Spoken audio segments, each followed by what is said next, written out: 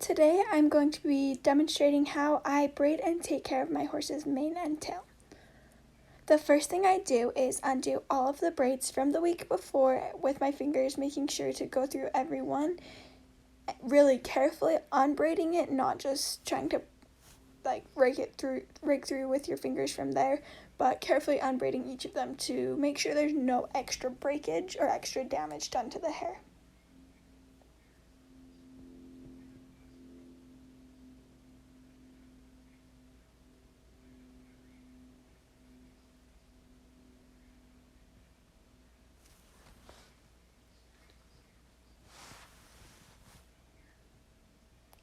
Once I have all of the braids undone, I'll go through sections that look a little more snarled or matted together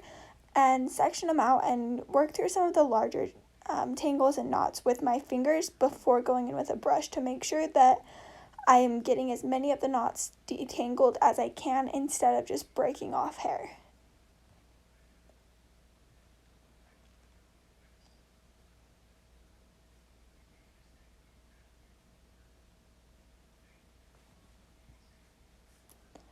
Then I go in with a detangler and spray it all over her mane, especially on the roots and the ends because those are where she tends to get the most tangles. I like to use a concentrated detangler in a spray bottle so that you can adjust the amount of concentration depending on if your horse gets tangled a lot. I know in the winter my horse's hair seems to get a lot more tangled, probably because I'm only doing it once a week instead of several times a week at competitions and shows. So you can adjust the amount of concentration too, depending on how much detangler you need. Then I go through and work all of the detangler into her hair so that it gets into the bottom layers too and not just that first top layer. Make sure that it's really in the hair and not just sitting on top.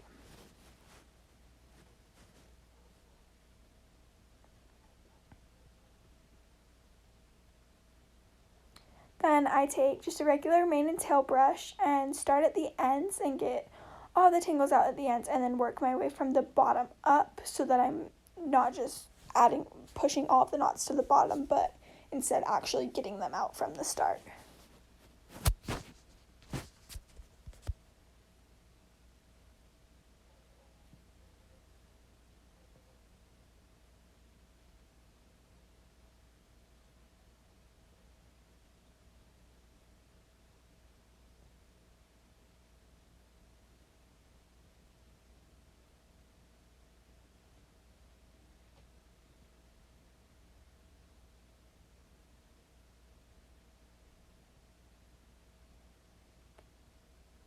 As I go through her hair, since she does have a thick mane, I move it kind of back and forth just to make sure I'm getting all of the layers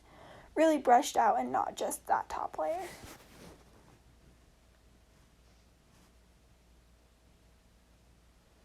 Right here I realized there was another braid caught under her halter, so I pulled it out, and I'm going to use the exact same process of unbraiding it, detangling it, and then spraying detangler on it and brushing it out.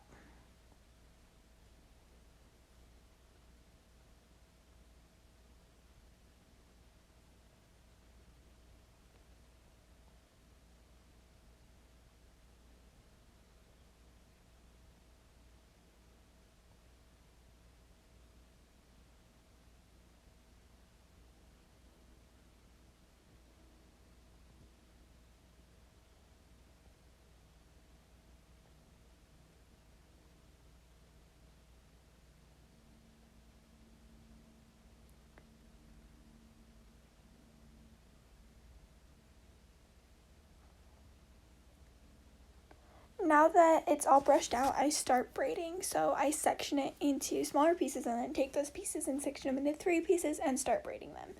I braid under, but you can braid over. It doesn't really matter which direction you braid it. I like to alternate how big my sections are. So one week I'll do lots of braids in smaller sections, and then the next week I do less braids in larger sections, just to separate the hair out in different ways and make sure that it's not really getting stuck in the same spot all the time.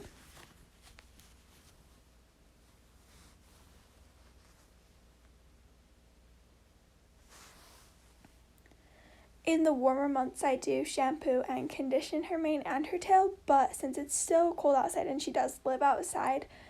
I like to keep her as dry as I can while it's still cold.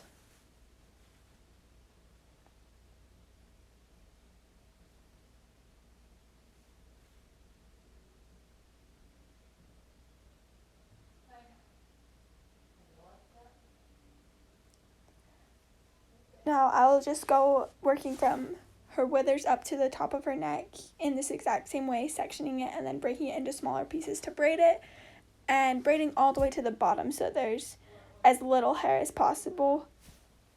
after the elastic. If you do a really short braid but it has a lot of hair beneath the elastic, then there can be a lot of tangles in that, and it's almost as if you hadn't put a braid in it at all.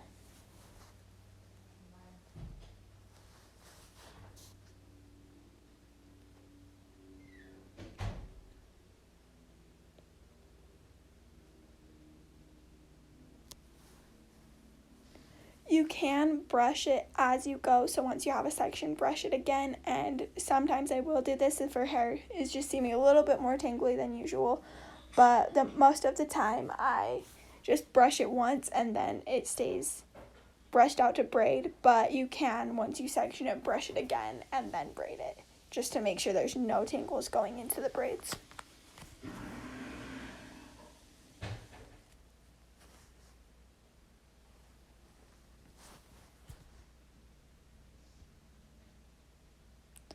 I use this exact same process for her tail, except you don't have to section it into so many pieces. I just put it all in one braid and then put it in a tail bag to keep it protected and clean. Once her tail is so long that it's touching the ground, I trim the bottom of it so that it stays thick instead of just long, so that if it keeps it short enough that it's not getting stepped on and pulling hair out, and it just really keeps it thick and healthy. It's just like giving your hair a trim.